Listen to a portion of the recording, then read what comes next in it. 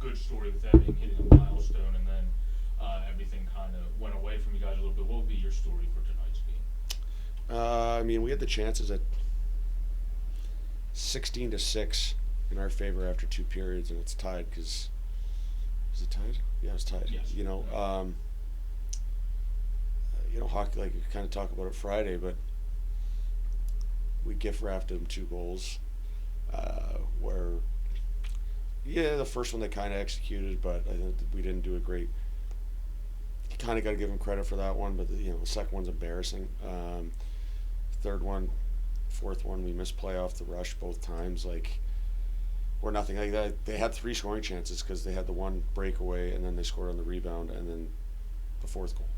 Three scoring chances. They scored on two of them. And that second period, they had some more looks, but again, they were all byproducts of us turning pucks over.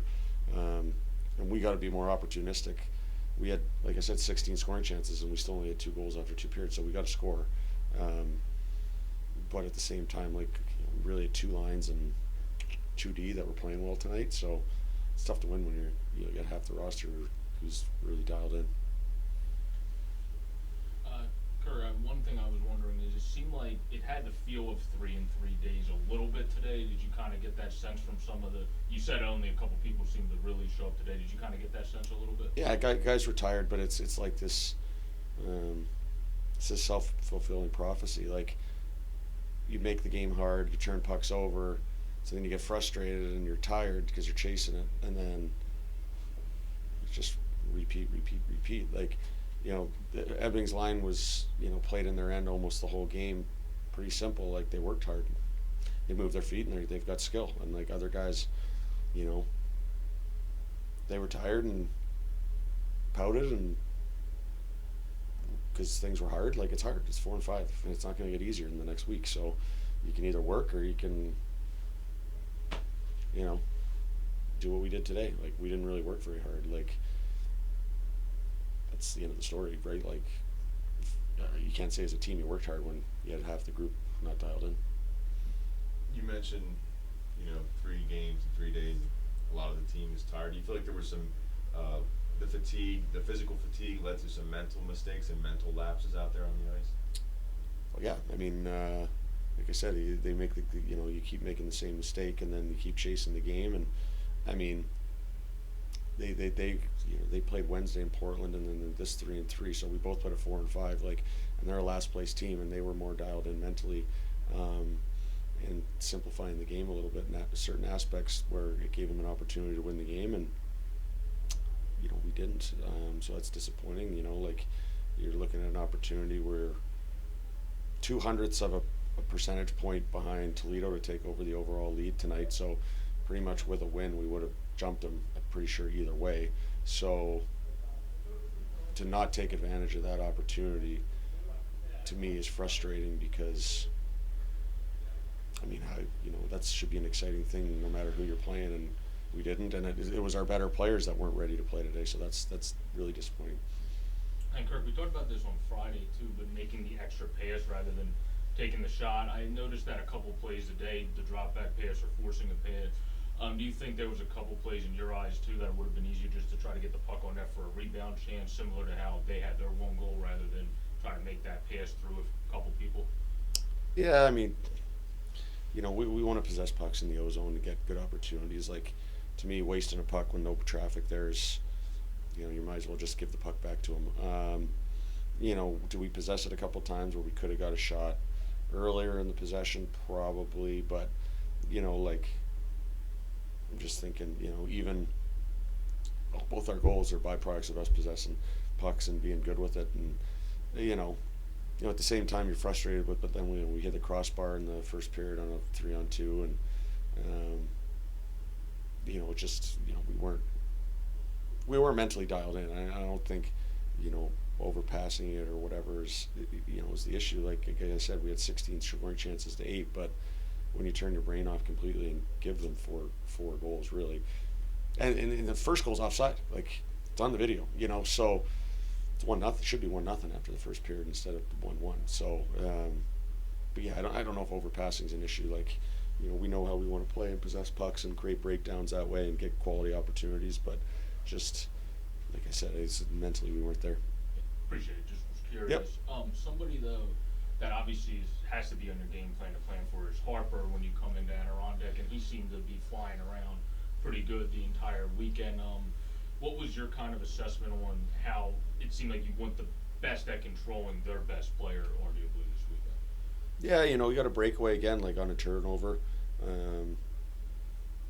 He scores. That was a kind of, like I said, it's a pretty good play on their first goal. I would say that's probably the only goal I can say, hey, good job. We didn't completely something up this weekend when they scored. So we could have done a bit better job in a certain area there, but sometimes their team players get paid to play too. Like sometimes they'll make a play, and he did.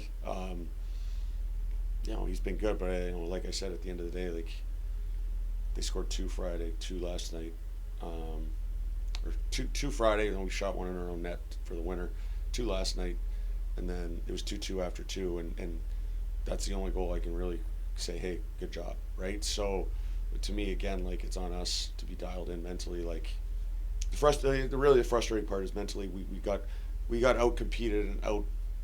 They were mentally tougher team than us tonight, and they're in last place. And we had an opportunity to become first place in the whole league, and we got out competed and out. I don't know how to even say it, but like they won the mental battle today. So that's for me really frustrating for the group. So we got to regroup and get back to it Tuesday. How would you assess Hayden's performance in net? Okay, I can't, like I said, I can't really blame him on the goals. Like I said, first goals, it is a pretty good play. Could we have played it better? Maybe, but like I said, there's 5 guys.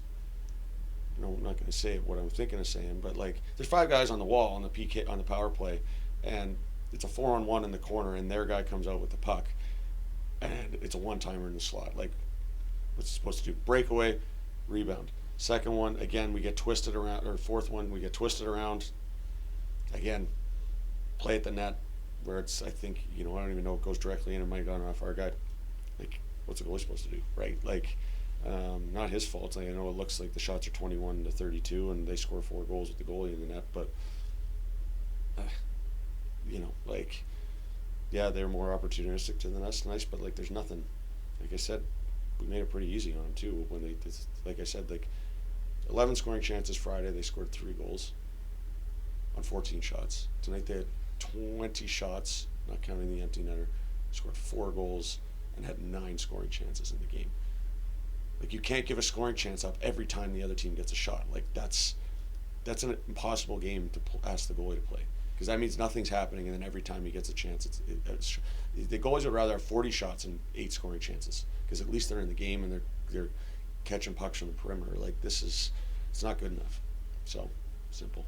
And then to assess coming into Tuesday, since you said you guys didn't just lose this battle on the ice, but kind of the mental battle, what would you do as adjustments coming into today, practice and heading into We're not practicing tomorrow, but we still got 5 games and 6 nights coming up. But I mean, at the end of the day, like, they get paid to play hockey, and they got to be mentally dialed in and ready to go. Like, I can't go home with them and take their pregame nap and eat the pregame meal and get everybody psyched up. Like, we're all grown adults here, and they got to be ready to play when the puck drops. And we were kind of ready to play today, and then we just turned our brains off as the game went on. As the longer the game went, though, the more mentally disengaged we got.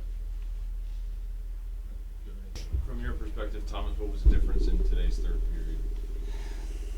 I think that I thought both teams played pretty well tonight. I think that really they just capitalized on their chances. I think that we were dominating the game a lot.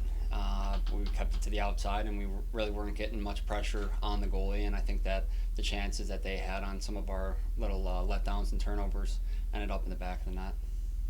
And Tom, you talked about keeping it to the outside. That was something I know we talked about on Friday night as well. After going up, kind of kept it to the outside, got you cute on the outside. Do you think that was one of the precursors that led to, I don't want to say the downfall, but kind of the tide that let it go towards Adirondack's side in today's game? Yeah, we were creating a lot. I think that, at times we were just being a little too cute with the puck. And, I did like our game. It was just, once again, it was just little letdowns that maybe a quick turnover or just out of position, and then they capitalized on it. I mean, credit to them. They made some good plays. Yep. And then you got, unfortunately, a losing effort, but it was your 100th career point. You hit a career milestone. I don't know how much you as a player pay attention to those things, but like, how does that feel to be able to hit a milestone like that? It's nice to hear. Actually, I just found that out, 2 seconds ago. But it's good to hear. It took me a little while to get there, but I'm feeling good right now, and hopefully the goals and points keep coming.